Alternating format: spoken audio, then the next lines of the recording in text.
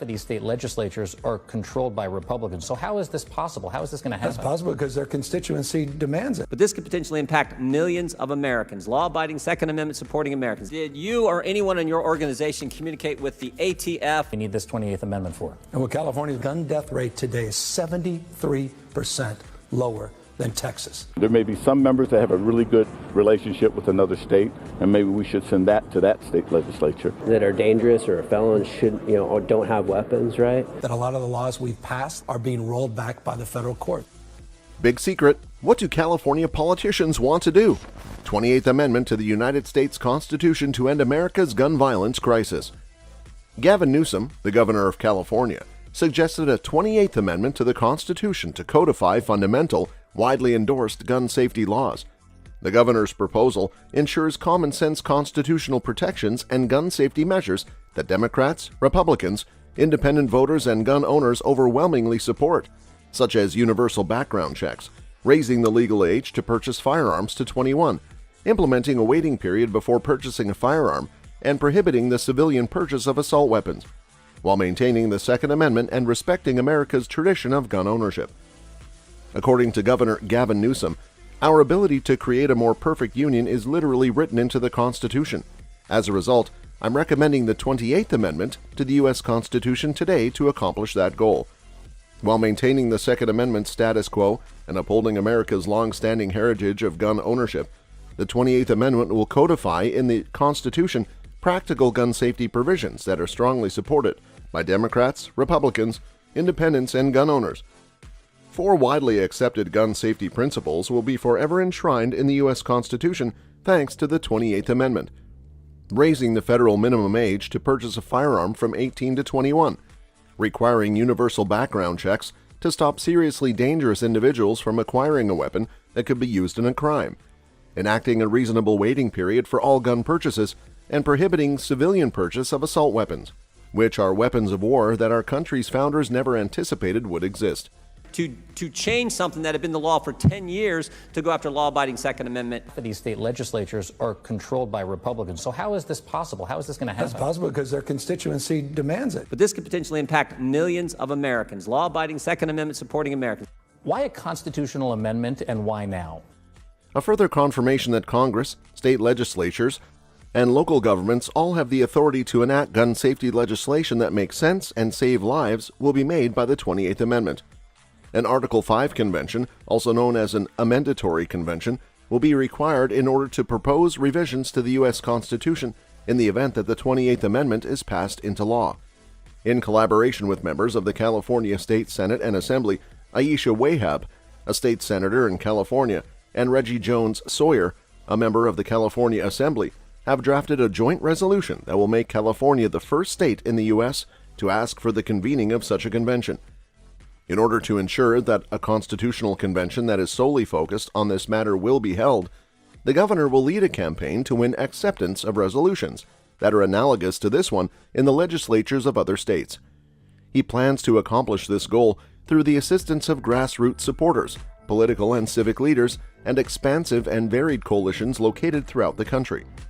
In addition to the state of California, there are still 33 other states that need to take action before the conference can be held. Aisha Wahab, a senator, referred to Governor Gavin Newsom as a man of action. A man of action, Governor Gavin Newsom has the backbone to actually do something about the gun fetish culture around weapons of war and tackle the relentless problem of gun violence and mass slayings, she said. A man of action. The individual whose life has been altered as a result of the effects of gun violence was quoted as saying, "I have a responsibility to elevate the voices of victims and those of us left behind in the wake of tragedy." Assemblymember Reggie Jones Sawyer made the following statement regarding the introduction of this resolution.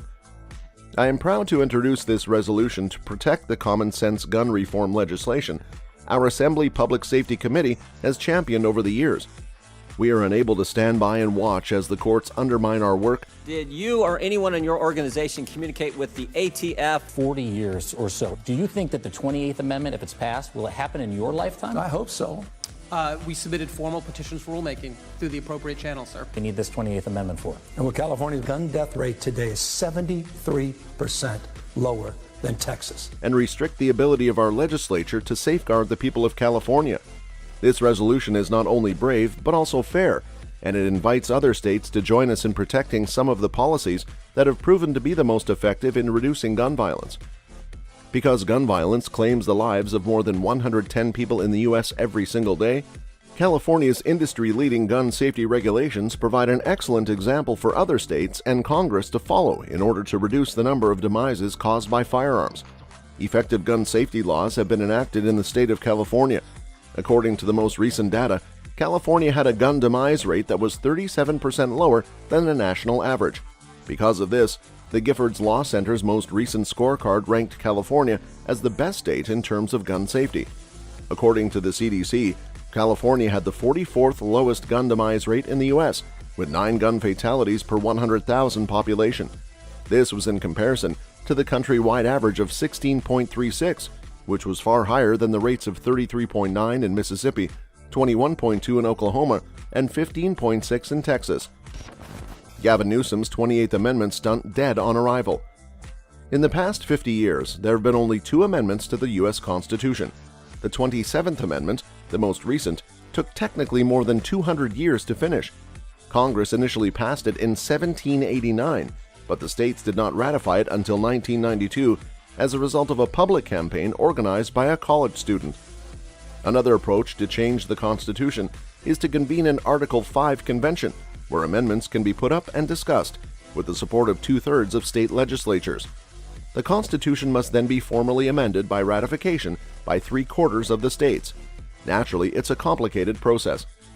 Gavin Newsom, the governor of California, has begun a nationwide effort to ratify a 28th Amendment to the Constitution, which would be forced through via the Article 5 convention procedure, which has never been successful since the beginning of our country. He declared that he would use money from his political campaign to lead the drive to win support for the amendment in state legislatures. His purpose was to eliminate the Second Amendment safeguards for Americans that Founding Fathers enshrined. The liberal wish list of gun restriction laws that Governor Newsom has suggested as the 28th Amendment would be put into effect, but only in a few blue states. It includes a ban on assault weapons, a vague term that proponents of gun control can never really define, but it also widely aims to deny Americans access to some of the common firearms they use to defend their homes and families. That is correct. I got the letter right here from the ATF, November 26, 2012, right? There may be some members that have a really good relationship with another state, and maybe we should send that to that state legislature. I'm proposing the 28th Amendment to the United States Constitution. That are dangerous or felons should, or don't have weapons, right? First and foremost, a constitutional amendment would never make these measures a legal requirement. Even putting their virtues aside, there isn't enough political backing for them. In fact, many state legislatures already oppose them and wouldn't even accept them if they were enacted at the federal level. Not only is the 28th Amendment a ridiculous idea, but its particular features would do nothing to lessen violent crime or the number of horrifying slaying demises. Rifles were only used in 3% of homicides committed with a gun in 2020, according to Pew Research Center, and the 1994 assault weapons ban had little to no effect on crime reduction or the number of gun demises. The other provisions also have serious flaws. Is it proper for the federal government to tell 18 to 20-year-old individuals serving in the military that they cannot have a gun to protect themselves one day, then send them out to war with a rifle the next? How long should a victim of domestic violence be required to wait before being allowed to buy a pistol to defend herself from a possibly violent partner? And how does the government intend to enforce background checks on all gun purchases by criminals, who by definition break the law? Contrary to what its supporters may claim, these easily criticized policies show the 28th Amendment campaign's genuine intent. It has little regard for the Second Amendment and serves neither to safeguard innocent lives nor to stop the plague of violent crime plaguing the nation. The only other reason that might exist is to increase a particular governor's political prominence across the nation. Perhaps this explains why the campaign's official website is devoid of specifics and replete with platitudes and pretty pictures. It is incorrect to politicize this subject. In order to make our communities safer, give law-abiding folks the tools they need to protect their families and selves and stop acts of mass violence, we need to have serious, sober-minded discussions while making sure our most fundamental constitutional rights are upheld. Political campaigns that promote idealistic and unsuccessful policies are not what we need. California lawmakers passed Newsom's call for U.S. Constitutional Convention on gun control. Governor Gavin Newsom's resolution to call for a convention of the states to explore a new amendment on gun control was approved by California lawmakers.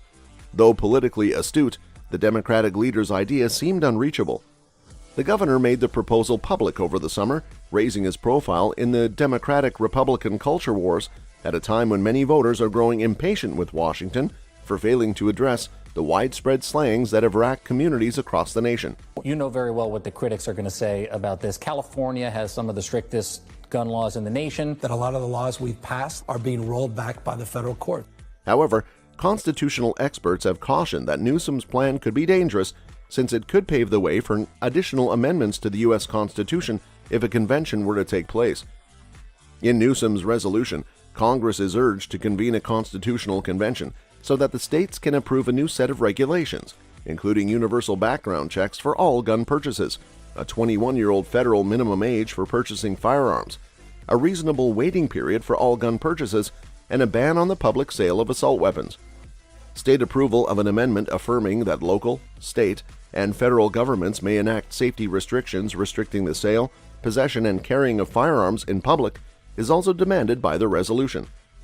The legislatures of two-thirds of the states, Americans who support the Second Amendment, such a deal. This is an existential crisis that we're experiencing every single day. We need to pass that. That's what we do need to pass into law now. Must approve a constitutional convention in order for Newsom's proposed 28th Amendment to be taken into consideration. Even if a convention were called, the approval of the gun control protections seems unlikely, according to Robert A. Shapiro, Dean of the University of San Diego School of Law, and other academics.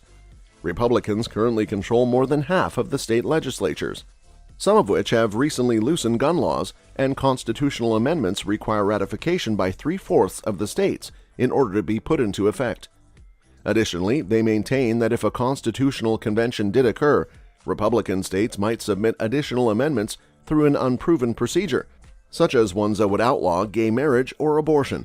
According to Shapiro, it is a valid concern that if a constitutional convention were called, the convention's purview could not be limited, and so in theory, the convention could propose any kind of amendment to the United States Constitution, eliminating the First Amendment right to free speech or any other kind of provision.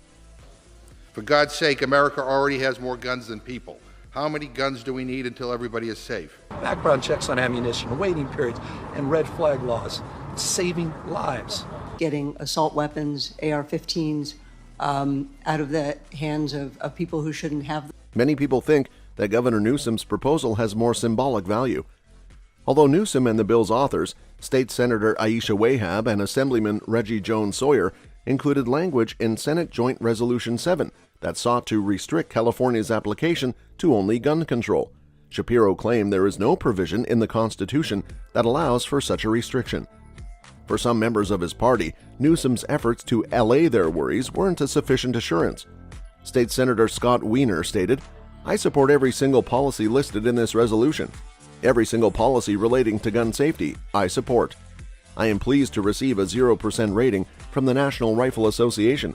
I'm concerned because there's no guarantee that calling for a constitutional convention will result in a constrained one." In the Senate, where the resolution passed last week with a vote of 24-11, Wiener joined one other Democrat and a number of Republicans in voting against it. 5 additional Democrats opted not to participate in the voting. Americans have the fundamental right to keep and bear arms that shall not be infringed. We know gun safety saves lives, period, full stop. It doesn't save every life. We're not solving for every incident. I get that. We're humbled by it. Running for President of the United States wanted to strip away our enumerated constitutional rights. The Assembly approved the measure by a vote of 51-14, with a number of Democrats abstaining. Since any revisions to the U.S. Constitution require the consent of 3/4 of the states, Sean Clegg, Newsom's senior political advisor, referred to the worries as red herrings. It's not like you can call a constitutional convention and then it's a free pass on whatever goes, Clegg argued. it has an incredibly high bar to be implemented. Fox News research from earlier this year revealed that the vast majority of Americans back the gun control measures that Newsom suggested. In order for conservatives to succeed in passing measures like abortion restrictions, they would need to be opposed by the majority of Americans. In a May Gallup poll, 69% of participants thought that, for instance, abortion should be permitted within the first 3 months of pregnancy. The opinions on whether it should always be lawful were far more divided. Since the Supreme Court overruled Roe v. Wade last year, some states have continued to impose restrictions on abortion rights despite widespread popular sentiment. Texas has some exceptions, such as when an abortion is necessary to save a patient's life. The state Supreme Court of Florida is debating a 15-week abortion prohibition. If maintained, the decision would allow a 6-week moratorium that Governor Ron DeSantis enacted this year to go into effect. Despite the objections, Republican political consultant Mike Madrid claimed that Newsom's choice to advocate for a constitutional convention was motivated by politics, and that the governor is astute enough to understand that the convention never coming to fruition. Only in America. And we're better than that. We're supposed to be leading the world, not just responding to these mass crises. I'm proposing the 28th Amendment to the United States Constitution to do just that. Defund the police, and then they want to take our Second Amendment right to defend ourselves. The likelihood of this happening, according to Madrid, is very zero. Although it is risky, serious constitutional scholars and historians acknowledge that it is an effective political instrument. By merely requesting the amendment, Newsom, an outspoken supporter of federal gun regulation, strengthens his position as the tip of the spear for Democrats in the conflict with Republicans over progressive and conservative principles, according to Madrid. According to Newsom, his primary political objectives for the 2024 election are to support President Biden's re-election campaign and increase Democratic voter turnout. He has vehemently denied having any interest in running for president. Nevertheless, Madrid suggested that if Newsom ever decides to run for public office, the gun control initiative would be helpful. On the Today Show in June, Newsom revealed his idea for the first time. This aids his victory in the Democratic primary, saying, "I am the NRA's worst nightmare," is the strongest policy recommendation any Democrat could make, according to Madrid, who also added that Newsom's stance might help him win over some college-educated suburban Republican women. In his A Right to Safety plan, Newsom has made an effort to portray the amendment as a chance to give elected officials more authority to vote on gun control measures for their own communities and to codify limits in federal law. It is believed that the U.S. Supreme Court's conservative majority opposes enacting more stringent gun control laws. Last year, a high court decision declared as unconstitutional constrictive and arbitrary concealed carry regulations, forcing California and a few other Democratic-led states to reform their gun laws. The 28th Amendment permanently enshrines 4 additions to the laws of our land. Second Amendment protects firearms in common use at the time and also said this, quote, for lawful purposes like self-defense. That you'll take down every single one of you in a matter of seconds. These just weapons of pure mass destruction. Prior to the 2024 election, Newsom has been visiting other states to support Democrats and denounce the actions of right-wing Republican leaders. As DeSantis, the Republican governor attempted to transform the Progressive College by appointing conservative trustees to the Board of Trustees, he visited with students from the New College of Florida in Sarasota while on a trip of the South in April with his wife and children. While visiting Montgomery, Alabama and Jackson, Mississippi, he also paid respect to the Little Rock Nine at Central High School in Little Rock, Arkansas. The California governor made a pitch for Biden's re-election at a fundraiser in Boise, Idaho around the 4th of July, and then spoke to Democrats at another fundraiser in Bend, Oregon, before making stops in Montana and Utah.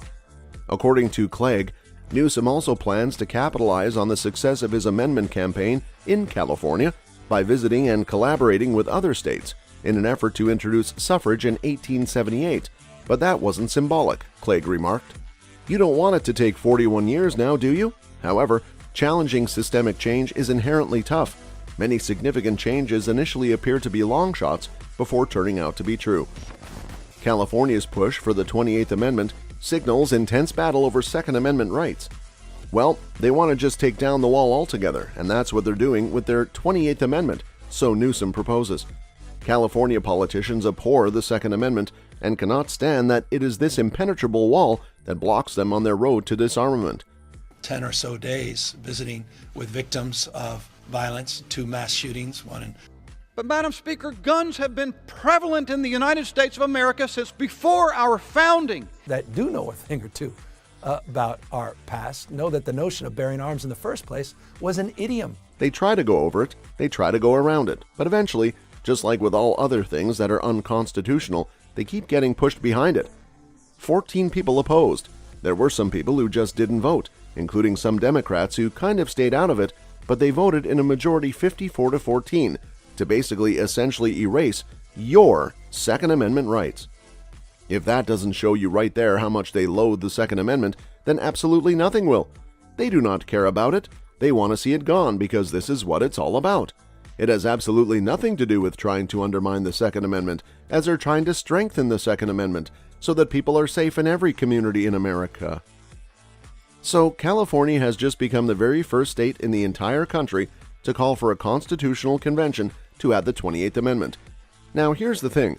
While we know that this is not going to work, we have over half the country right now who approves of constitutional carry.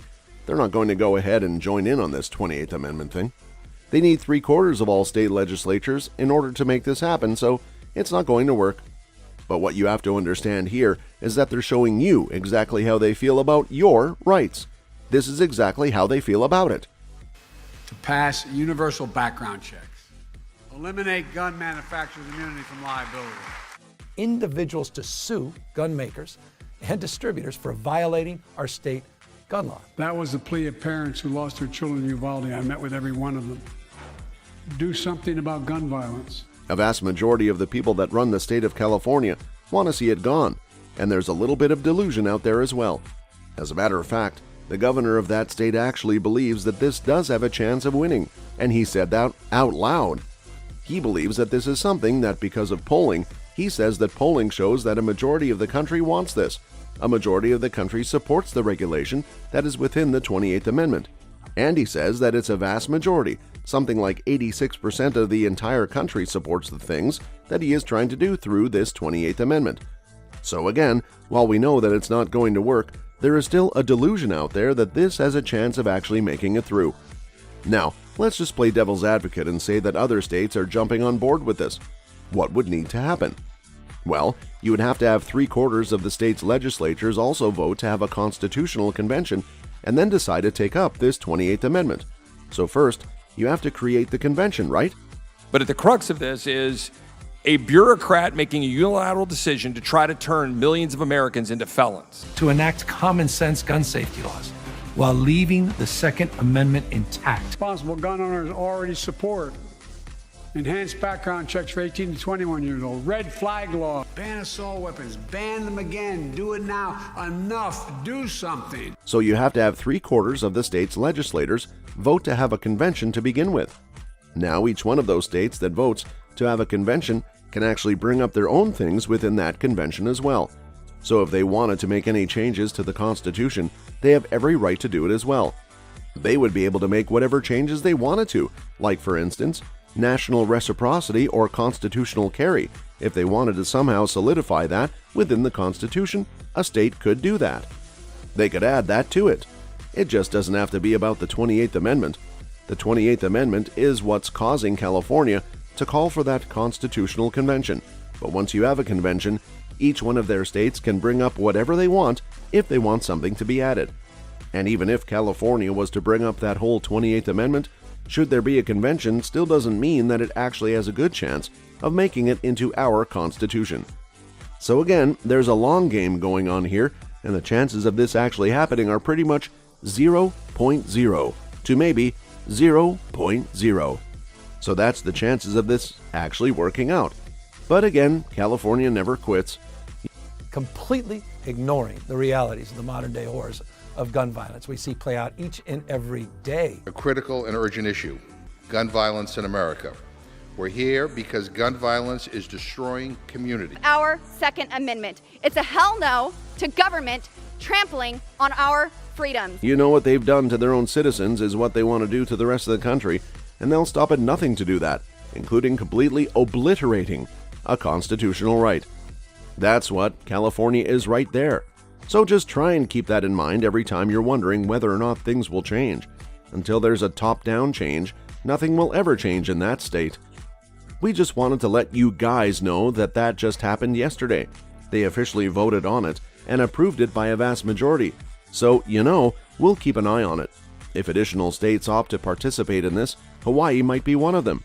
North Jersey, New York, or perhaps Illinois, or other states that we are aware of that support what California does, may join in. Everything in our power to push back against this radicalized and politicized Supreme Court. Supporting the National Organization Women's Legal Defense Fund. I didn't know.